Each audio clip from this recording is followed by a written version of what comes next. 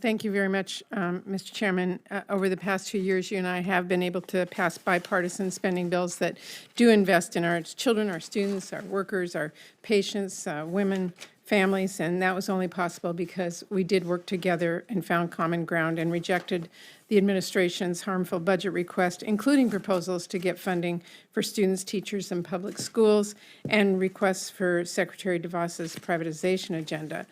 I'm very pleased we were able to work together and pass the most recent appropriations bill from this subcommittee before the start of the fiscal year.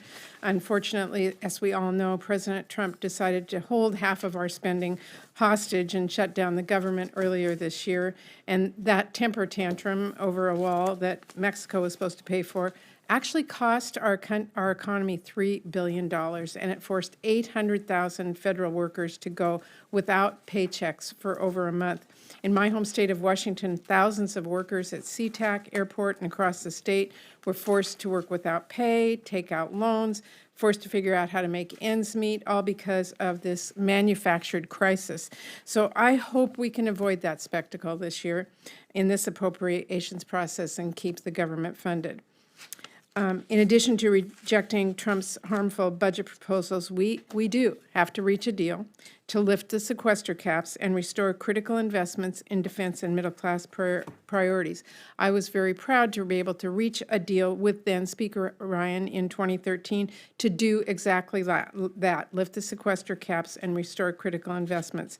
And I'm really glad we've been able to build on that deal since then.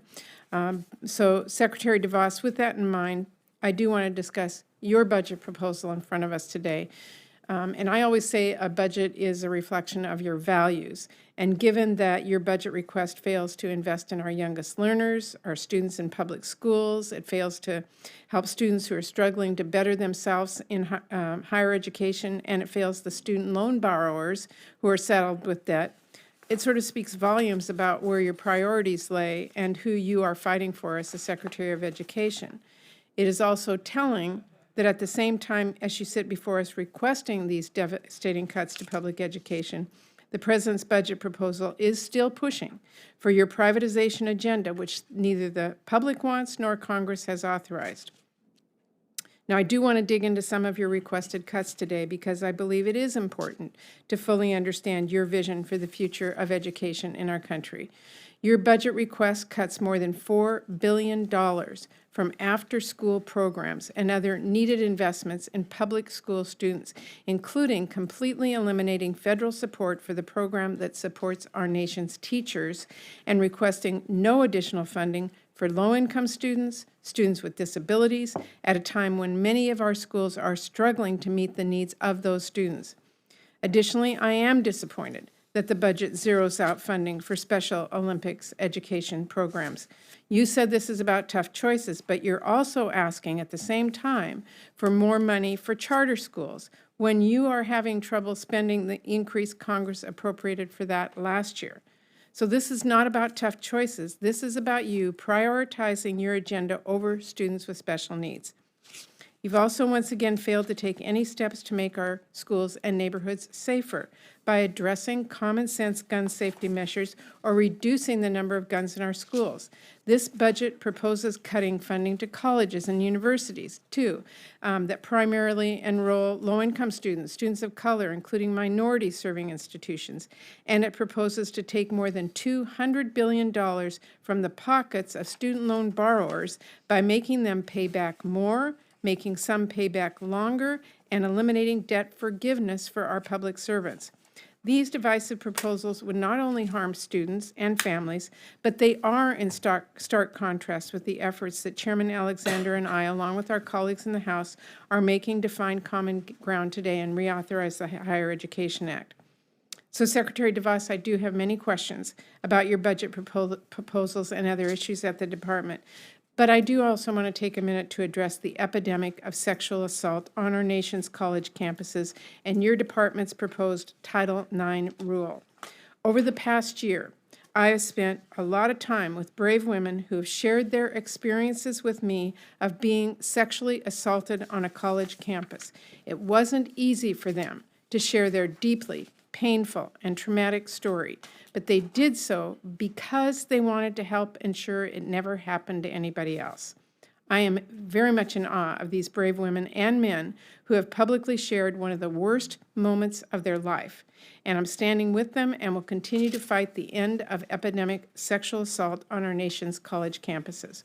So I was extremely disappointed and concerned when you proposed a Title IX rule that would weaken those protections for survivors and allow colleges to actually shirk their responsibility to investigate claims of sexual assault and keep our students safe.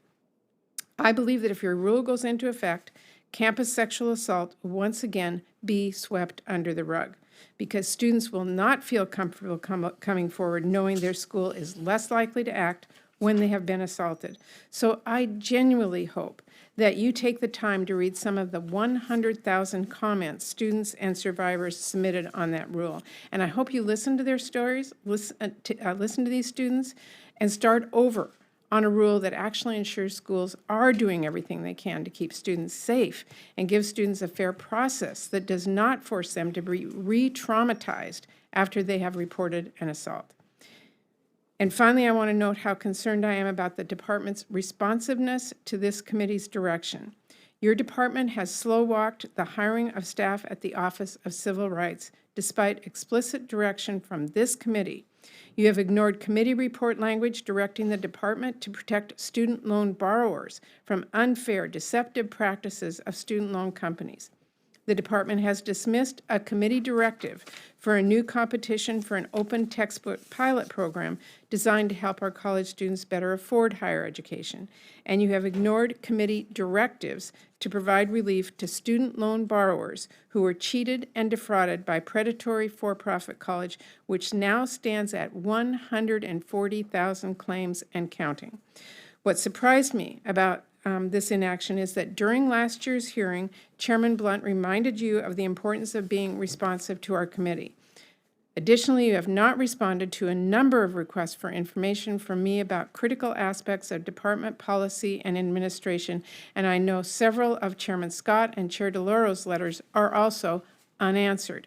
It is unacceptable and unconstitutional to ignore Congress's oversight responsibilities and authority, so I expect answers to those letters as quickly as possible.